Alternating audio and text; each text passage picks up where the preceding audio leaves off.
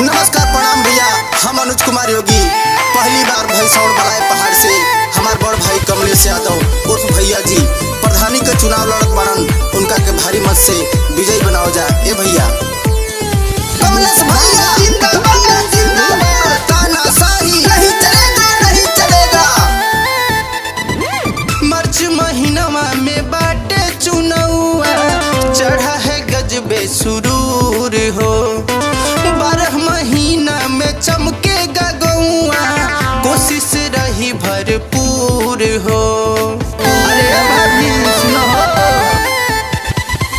मार्च महीनवा में बाटे चुनौआ चढ़ा है गजबे सुरूर हो, 12 महीना में चमकेगा गौआ, कोशिश रही भरपूर हो। सबकर साथ होई सबकर विकास, अब केहू ना होई मजबूर, कमलेश भरता में परचा सपोर्ट करी हजा जरूर, भैया जी भरता में परचा मुखिया बनई हजा जरूर, भैया जी भरता में परचा परचा हाँ परचा भरता में।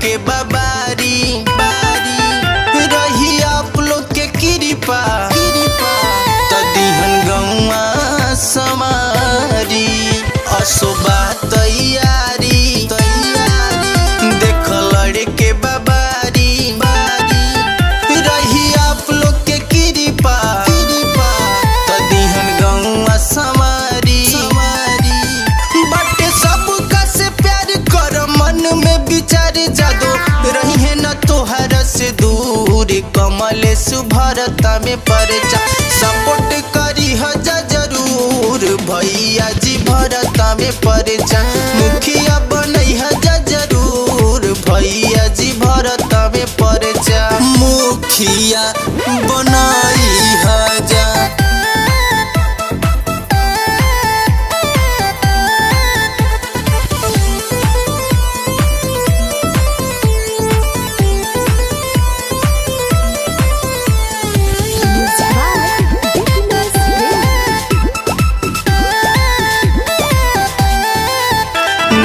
योजना ले आएंगे, वृद्धा पेंशन दिलवाएंगे, भाई बहन दादा दादी वोट दिया चाचा चाची।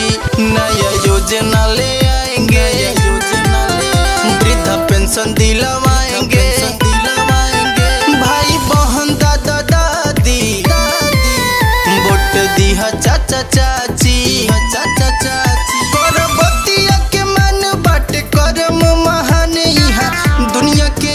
दस्तूर कमलेश भरता में परचा सपोर्ट करी हजा जरूर, भैया जी भरता में परचा मुखिया बनई हजा जरूर, भैया जी भरता में परचा हाँ परचा।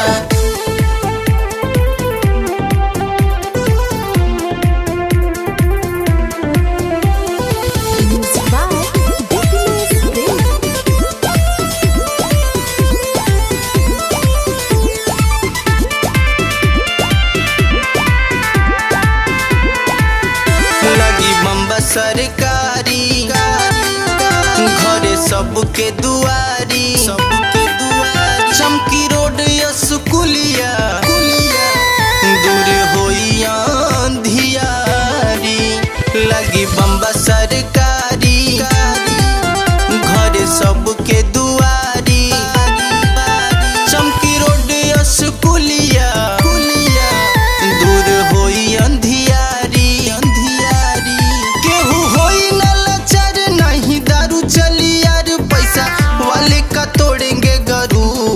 कमलेश भरता में परचा सपोर्ट करी हजा जरूर, भैया जी भरता में परचा मुखिया बनई हजा जरूर।